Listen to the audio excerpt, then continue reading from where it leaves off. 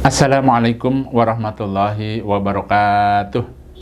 Alhamdulillahirabbil alamin. Asyhadu an la ilaha illallah wa asyhadu anna Muhammadan abduhu wa rasuluh sallallahu alaihi wasallam wa ala alihi wa ashabihi amma ba'da. Bapak Ibu yang dirahmati Allah, kembali Abah akan memberikan bimbingan dan keilmuan. Kali ini berkaitan dengan pelaksanaan ibadah haji. Ada 10 janji Allah untuk orang yang melaksanakan ibadah haji. Ya, Allah akan memberikan bonus besar, ya, pahala besar untuk orang yang haji. Yang pertama, langsung saja dijelaskan, ada dalam hadis Sahih Imam Bukhari dari Abu Hurairah. Dia berkata, aku mendengar Nabi bersabda, qala Rasulullah sallallahu alaihi wasallam, man hajja lillah falam yarfuth walam yabsuq raja'a kayomi waladatu ummuh. Hadis riwayat Imam Bukhari, hadisnya sahih. Barang siapa yang melaksanakan ibadah haji karena Allah, dan saat pelaksanaan hajinya dia tidak rafath dan tidak melanggar aturan-aturan haji, maka setelah haji dia sebagaimana baru dilahirkan oleh ibunya, maksudnya tanpa dosa. Berarti dengan adanya dalil yang tadi dijelaskan, maka yang pertama Allah akan menghapus dosa orang yang melaksanakan ibadah haji sebagaimana dia kembali dilahirkan oleh ibunya. Luar biasa, betul-betul murni, hilang semua dosa-dosanya. Nah itu ya. Dan di sini penjelasan mengenai ropas, Bapak Ibu. Ropas ini maksudnya adalah hubungan suami istri. Jadi pada saat haji dia tidak melakukan hubungan suami istri, tidak berbicara yang mengandung syahwat, tidak berbicara porno. Itu ya, yang namanya ropas, seperti itu penjelasannya. Nah itu kemudian dia tidak melanggar aturan-aturan yang sudah ditetapkan Allah dan Rasul.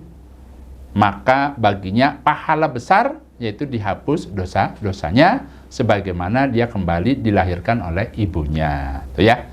Mudah-mudahan Allah paling barokah. Lanjut.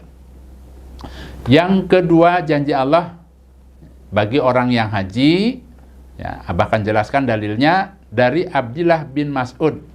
Dia berkata bahwa Rasulullah sallallahu alaihi wasallam bersabda, qala Rasulullah sallallahu alaihi wasallam, tabi'u bainal haji wal umrah fa innahuma yanfiyanil faqra wad dunub kama yanfil kiru khabathal hadid wad dahabi wal fiddah wa laysa lil hajatil mabrurah thawabun ilal jannah. Hadis riwayat Tirmidzi.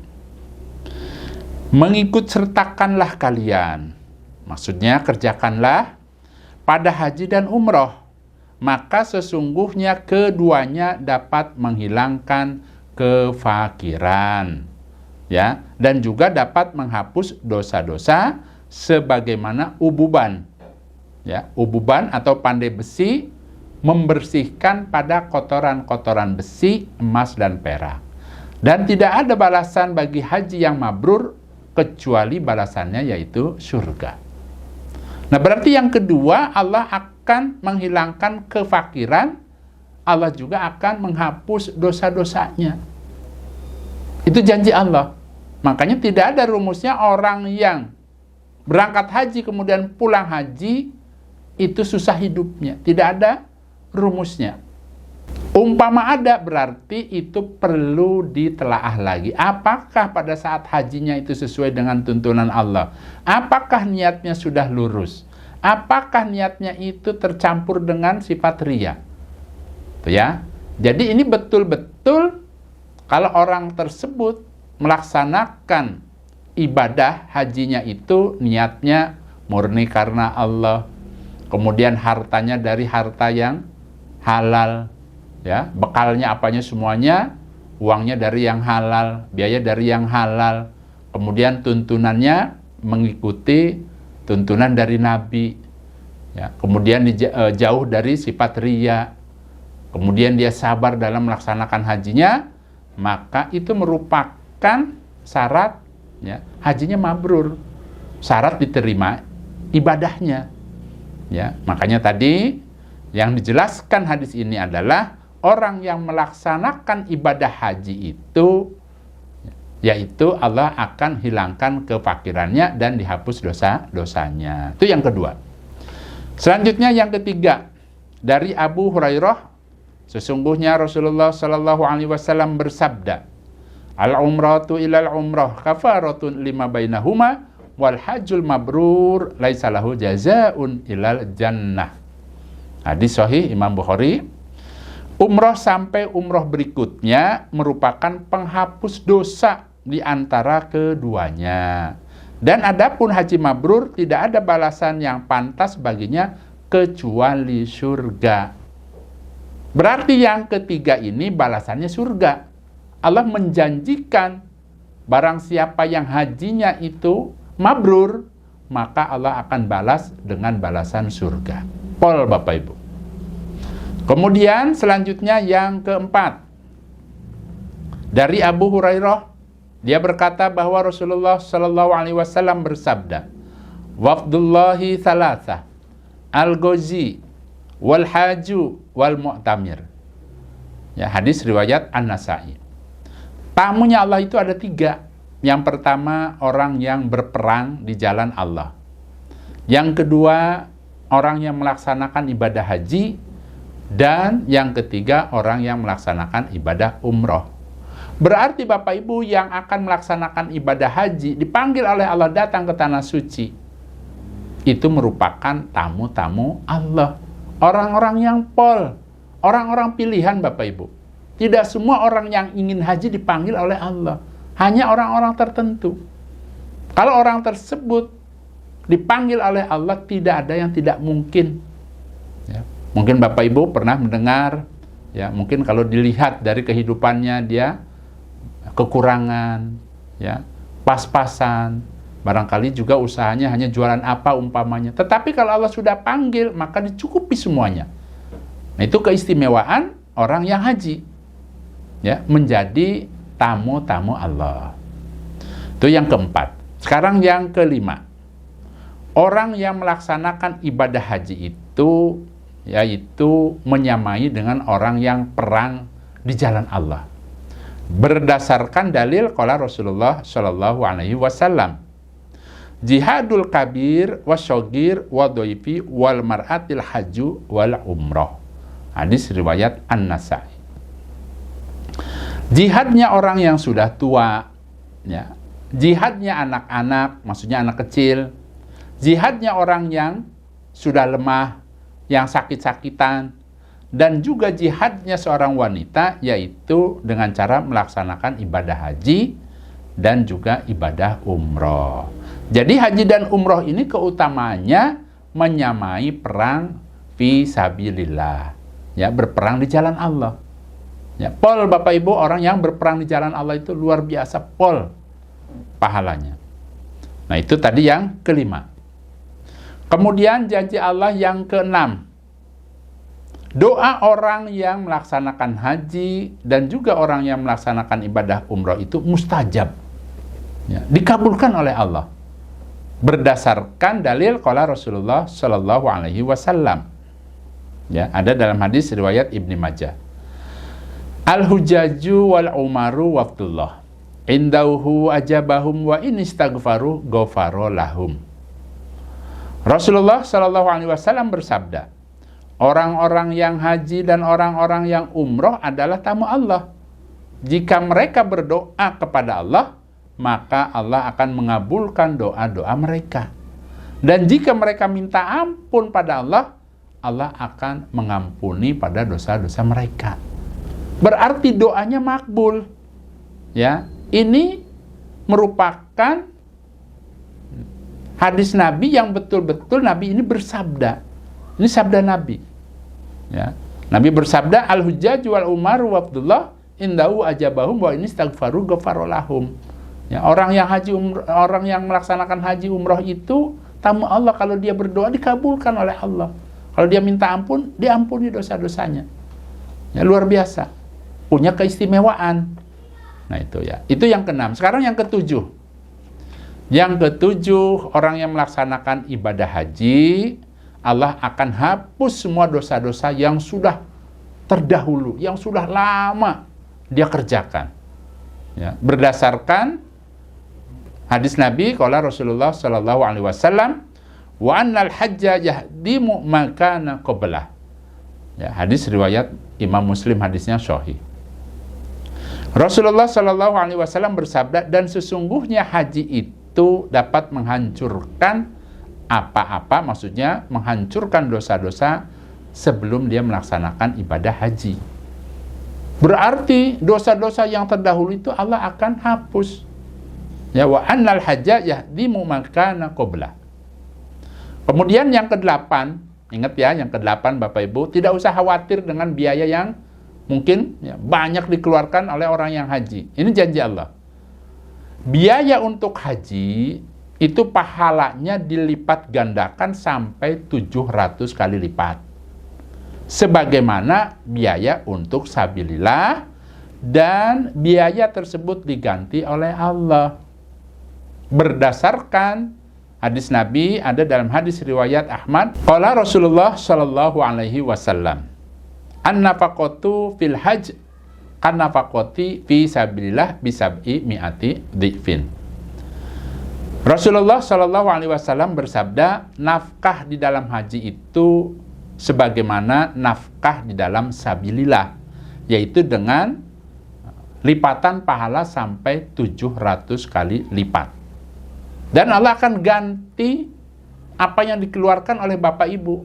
Orang yang ya, nafkah itu maksudnya mengeluarkan biaya sedekah di sabilillah, Allah akan ganti. Nah, begitu juga dengan orang yang haji.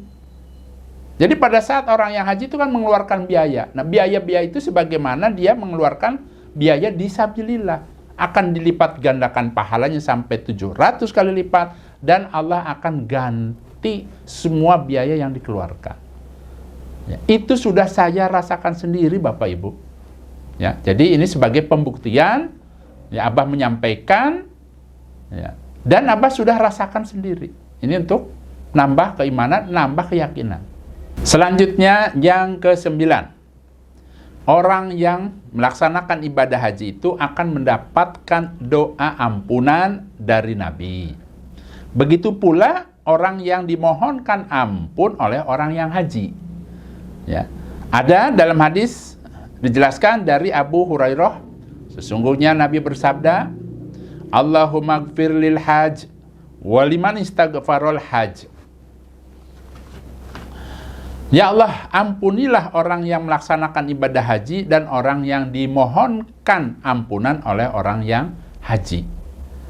Nah, dengan adanya tuntunan ini, orang yang haji, kalau dia berdoa minta pengampunan, maka Allah akan ampuni.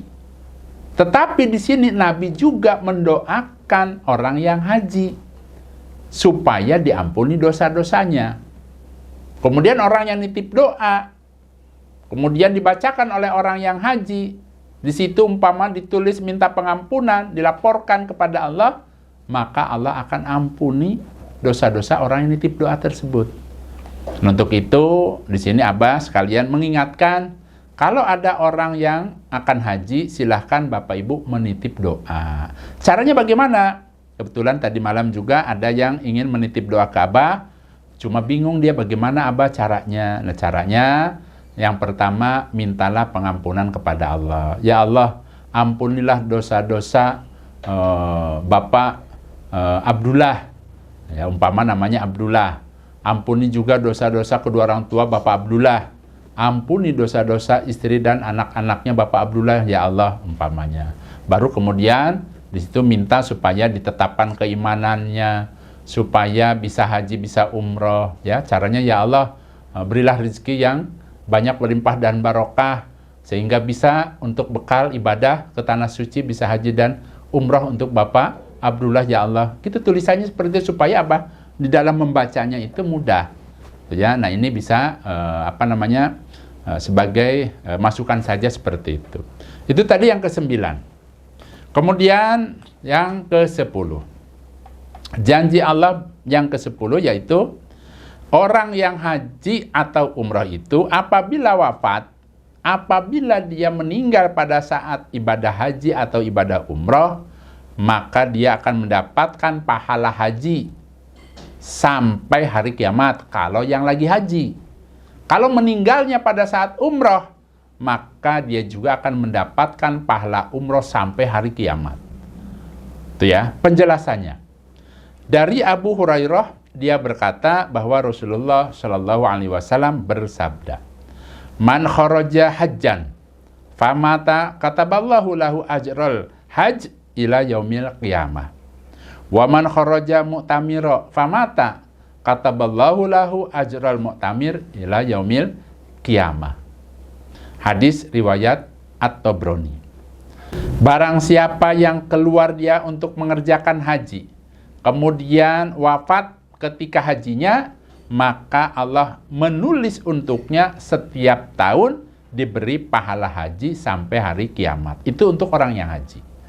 Dan barang siapa yang dia keluar dari tempat tinggalnya untuk mengerjakan umroh, kemudian pada saat umroh dia meninggal, maka Allah akan menulis baginya setiap tahun diberi pahala umroh sampai hari kiamat. Penjelasannya adalah jika seseorang sedang berikhram haji, contoh misalnya dia sedang melaksanakan wukuf di Arafah, kemudian tiba-tiba sakit, ini sedang berikhram haji, kemudian dia meninggal, nah berarti dia sedang melaksanakan ibadah haji, ya. Asalkan hajinya diniati karena Allah, asalkan biaya yang dikeluarkannya itu ya, dari yang halal, kemudian asalkan tata caranya mengikuti apa yang diajarkan oleh Nabi, ya, sebab Nabi bersabda, "Khudhu ani manasikakum." Ambillah dariku Nabi tata cara ibadah haji kalian. Nah, kemudian dia tidak melanggar, dia sabar. Nah, kemudian dia meninggal pada saat haji, Allah akan memberikan pahala haji setiap tahun. Jadi setiap tahun dia mendapatkan pahala haji. Tahun berikutnya ditulis lagi pahala haji, terus sampai hari kiamat. Berarti dia mendapatkan pahala haji setiap tahun. Bagaimana dengan orang yang umroh? Sama. Pada saat dia sedang melaksanakan ibadah umroh, contoh misalnya dia sedang tawaf, ya, seperti tempo hari ada yang kegencet sampai meninggal, insya Allah orang Indonesia karena mayatnya berjalan didorong oleh orang-orang itu di hadapan Abah. Nah, pada saat dia tawaf, ya, tawaf yang wajib, sedang melaksanakan ibadah umroh, umpama tiba-tiba dia sakit, kemudian meninggal, nah itu pun akan mendapatkan pahala umroh setiap tahun. Ya, berarti setiap tahun dia akan ditulis oleh Allah umroh. Tahun berikutnya umroh lagi, umroh lagi, umroh lagi. Sampai kapan? Sampai hari kiamat, pol Bapak Ibu.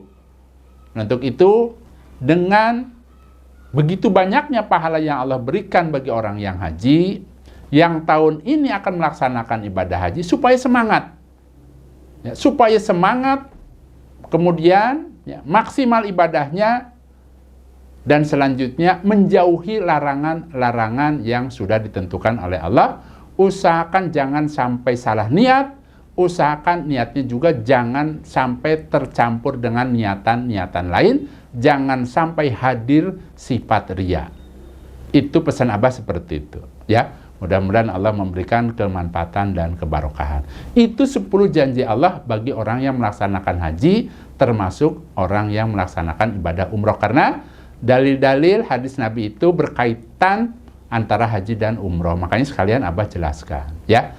Baik Bapak Ibu, bagi Bapak Ibu yang tahun ini akan melaksanakan ibadah haji, umpama nanti pada saat hajian atau di Mekah ketemu Abah, tidak usah sungkan-sungkan, silakan boleh menyapa. Syukur-syukur nanti kita bisa sebagai kenang-kenangan bisa foto bareng, ya, sama Abah, sama teman-teman, ya. Rasa syukur kepada Allah, ya, kita bisa bertemu, rasanya bagaimana seperti itu. Boleh silahkan, ya, monggo. Mudah-mudahan Allah memberikan kesehatan, kemudahan, pertolongan, dan mudah-mudahan yang akan melaksanakan ibadah haji, semoga diberikan haji yang mabrur. Alhamdulillah, jazakumullah khairan. Abah pamit. Wassalamualaikum warahmatullahi wabarakatuh.